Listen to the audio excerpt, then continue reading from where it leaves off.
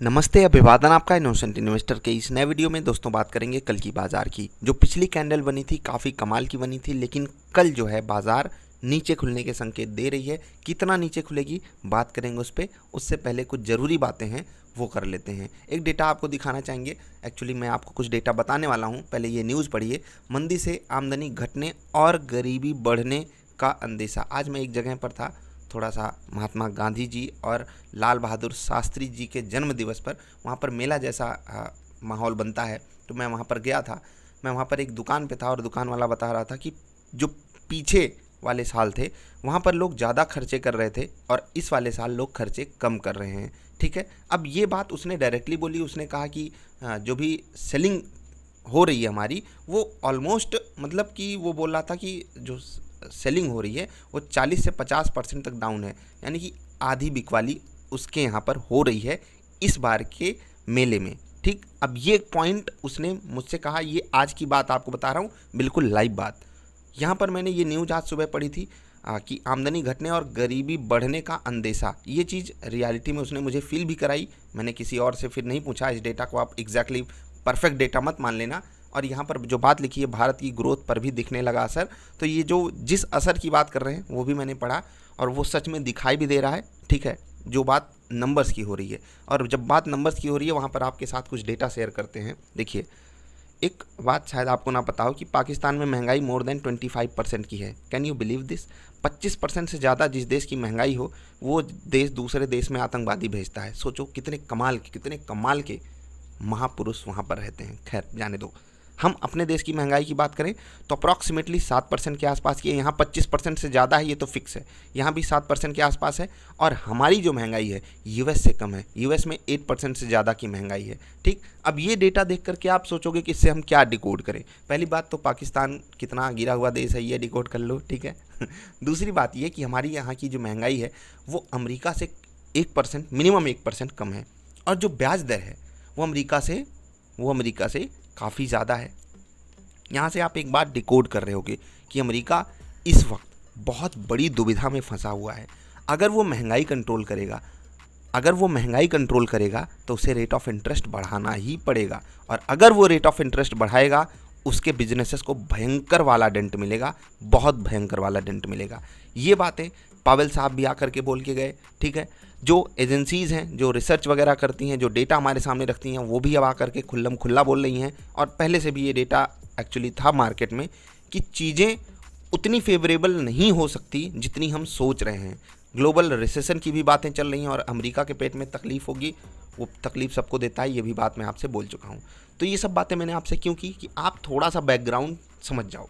और वहाँ पर एक बात और आप समझोगे कि इन केस बाज़ार में कोई गिरावट भयंकर वाली आना चाहती है। ठीक है, अमेरिका में तो पहले ही गिरावट आ चुकी है कुछ ना कुछ, और उसके मुकाबले हम बहुत थोड़ा सा गिरे हैं। और अगर हमारे यहाँ कोई गिरावट आती है तो दोस्त, MON 100 अच्छी बात है, ख़रीदो। क्या है ये, वीडियो जा कर के देख लेना, क्योंकि ग्लोबल आपको एक वो मिल जाता है कि हमारा जो इन्वेस्टमेंट है ग्लोबली अटैच्ड है। लेकिन अपनी बाज़ार पे इस वक्त आपको बहुत ज़्यादा भरोसा करना है। भरोसा ऐसा नहीं कि आज ही खरीदने के लिए बोल रहा हूँ, अंधाधुंध खरीदने के लिए बोल रहा हूँ। रेशियोज लगा करके चलो, 20-30-50 का रूल लगाओ। अपनी बाज़ार पे मैं बुलिश हूँ, और अगर कोई गिरावट आती है लेट्स से कि 5-7-8% की, तो आपको वहाँ पर पार्टिसिपेट करना है, दूसरों को भी पार्टिसिपेट करवाना है।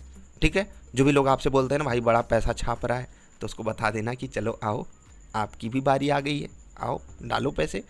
कौन से पैसे डालने हैं उसको समझा देना। ज्ञान ले करके रखा करो, जो भी बातें आपको मैंने बताई हैं। आप सब बाकी समझदार हो। ठीक, FID आज का डेटा देख लेते हैं और फिर बताएंगे ग्लोबल मार्केट से क्या हाल चाल है। ठीक है, बात की थी मैंने इस पर भाई साहब, DII 3245 करोड़। आंखें तरस रही थी इस डेटा को देखने के लिए। क्यों तरस रही थी? FII 1500 करोड़ बिकवाली की है, उसके सामने बोला क्या गया? इससे पहले वाली वीडियो में, उससे वीडियो पहले मैंने डिस्कस किया था कि तेरा बाप आया। भाई साहब डबल खरीदारी, और ये डेटा काफ़ी पॉजिटिव है। तो इन केस बाजार गैप डाउन करे और वहाँ पर रुके तो आप वहाँ पर स्टेबिलिटी आते हुए देख सकते हो, और पूरी मदद होगी DII की तरफ से, क्योंकि उन्होंने खरीदारी करी हुई है। ठीक, समझ गए?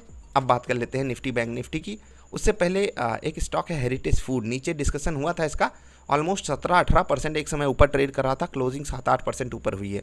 कब डिस्कशन हुआ था, क्यों डिस्कशन हुआ था, वो पुरानी वीडियोस आपको देखनी पड़ेंगी। इंट्राडे स्टॉक्स नोट कीजिए, IRCTC पहला स्टॉक, इन केस ये आपको 690 के आसपास वापस मिलता है और वहाँ पर सिग्नल दे देता है बाइंग का, बहुत बेहतरीन ट्रेड होगा, ध्यान रखना। एक्सिस बैंक भी अगर आपको 720 के आसपास मिल जाए तो बढ़िया ट्रेड मिलेगा। इंट्राडे की बात हो रही है, LNT भी मिल जाए तो मज़ा आएगा।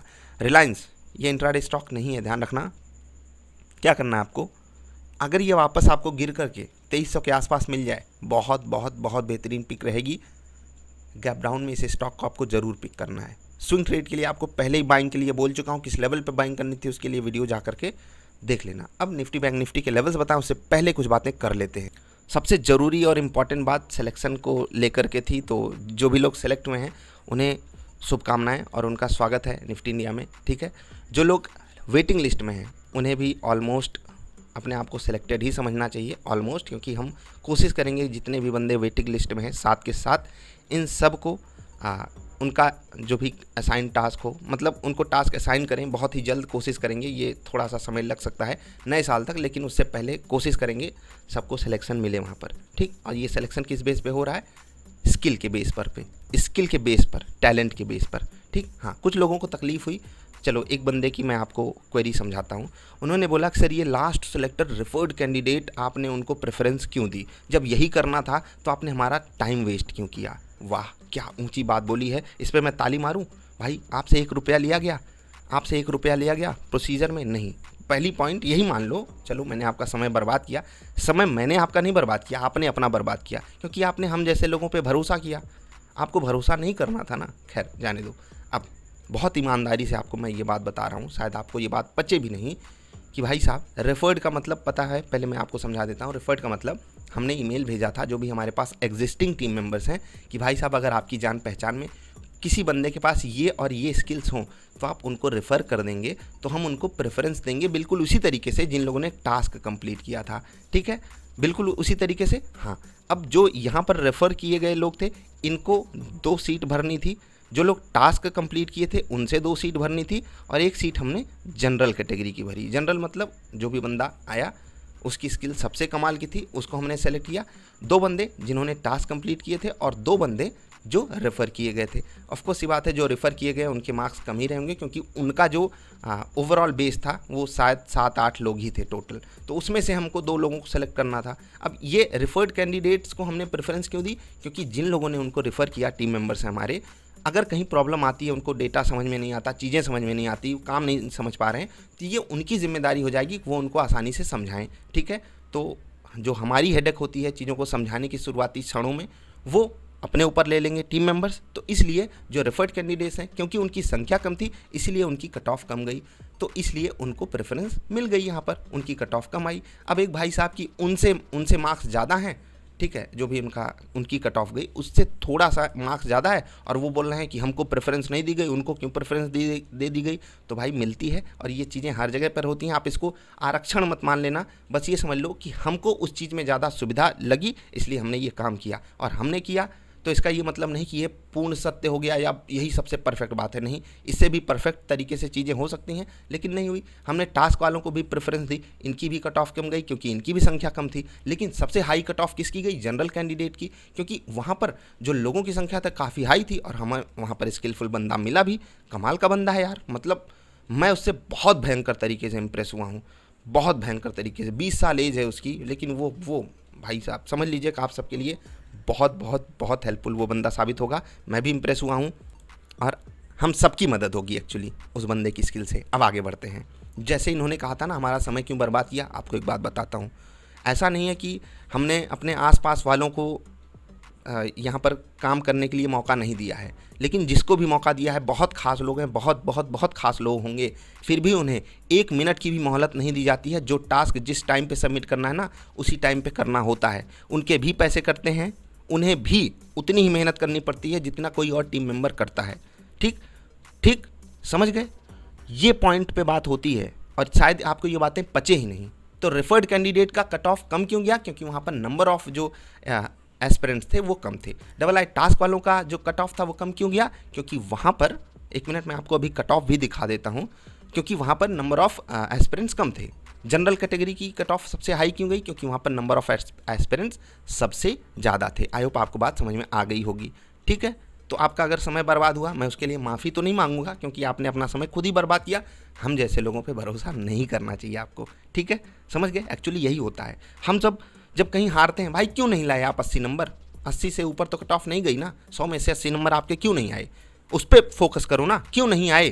क्यों नहीं आए? क्यों आपका गेम में स्कोर 200 से कम था? होना चाहिए था ना उससे ज़्यादा। उस पर नहीं फोकस होगा, स्किल सेट पे फोकस नहीं करेगा बंदा। वो यही कहेगा सामने वाले की गलती कैसे निकाल दें। ये तकलीफ है हम सब में। और थोड़ा सा दूर करो, ऐसा नहीं कि मैं इन सबसे परे हूँ, इन सबसे दूर हूँ, लेकिन कोशिश मैं भी कर रहा हूँ ना कि अपने आप को इम्प्रूव कर सकूँ। कोशिश मैं भी कर रहा हूँ ना कि एक ऐसा स्किलफुल बंदा आए जो कम से कम दूसरे लोगों की मदद करने के लिए तैयार खड़ा हो, जिसको ज़रूरत भी हो पैसों की और वो काम भी करने के लिए रेडी हो। इसीलिए हम सब इतनी मेहनत करते हैं। पूरा सिलेक्शन प्रोसीजर कितना कॉम्प्लेक्स होता है, आप सब शायद समझ भी ना पाओ। एक एक वीडियो जो रिकॉर्डेड होती है, 3-3 बंदे देखते हैं, 3-3 बंदे अपना मार्क्स देते हैं, उसके बाद चीज़ें फाइनल एवरेज रूप में सामने रखी जाती हैं। फिर भी आप सब कहोगे कि मेरा समय बर्बाद हुआ, तो करते रहो समय बर्बाद। अभी आपका समय बर्बाद हुआ है, कल को हो सकता है आप खुद ही भी बर्बाद हो जाओ, क्योंकि आप सब की ये आदत नहीं जाएगी ना कि यार कंप्लेन करनी है, तकलीफ़ तो सामने वाले में ही है, हम तो एकदम सुपर फास्ट सुपर यूनिक हैं। बहानेबाजी एकदम नहीं चलनी चाहिए, कहीं पर भी नहीं। ठीक है, आई होप आप समझ गए होगे। हाँ, फिर भी कोई सवाल सुझाव हो तो आप niftyindia.in विजिट करके नाम, ईमेल और मैसेज छोड़ सकते हो। ठीक, समझ गए। अब बात कर लेते हैं निफ्टी बैंक निफ्टी के लेवल्स की। उससे भी पहले मार्केट की थोड़ा सा बात करना चाहेंगे। हेलो ग्लोबल मार्केट 127 पॉइंट नीचे, SGX निफ्टी 127 पॉइंट नीचे है, नैस्डैक 1.5% नीचे है। ठीक है, मतलब अगर हम अभी आपको लेवल बता रहा हूँ, शायद 16,932 है या 22 का लेवल है, वहाँ पर आपको बहुत बेहतरीन सपोर्ट मिलता हुआ दिखाई दे सकता है। तो उस पर आपको फोकस करना है। 1 मिनट कट ऑफ भी दिखा देते हैं, फिर लेवल्स की बात कर लेते हैं। जी, मैं यही चीज़ डिस्कस कर रहा था। ठीक है, उनको तकलीफ़ इस बात से थी कि जो ये रेफर्ड कैंडिडेट था, इससे ज़्यादा मेरे मार्क्स हैं, शायद उनके मार्क्स 60 या 61 थे, फिर भी मेरा सिलेक्शन क्यों नहीं हुआ, इनका सिलेक्शन क्यों हो गया? तो होगा यार, होगा यार, समझ गए ना किस बेस पे हुआ है। बाकी आपकी अपनी थिंकिंग है यार, जो भी समझना है समझ लेना। ठीक, अब आगे बढ़ते हैं। निफ्टी बैंक निफ्टी के लेवल्स नोट कीजिए। ये हैं आपके सामने लेवल्स। सपोर्ट है 17,016, 16,961, 16,922। रेजिस्टेंस है 17,086, 17,119, 17,209। बैंक निफ्टी के लिए सपोर्ट है 38,444, 38,209, 38,012। बैंक निफ्टी के लिए रेजिस्टेंस है 38,516, 38,714 और 38,951। ठीक, बात समझ में आ गई? तो चलिए अभी आपसे विदा लेने का समय है। वीडियो पसंद आई तो लाइक कर देना। कोई सवाल सुझाव हो तो भेजिएगा ज़रूर। अभी के लिए इतना ही, जल्दी मिलेंगे। नमस्कार।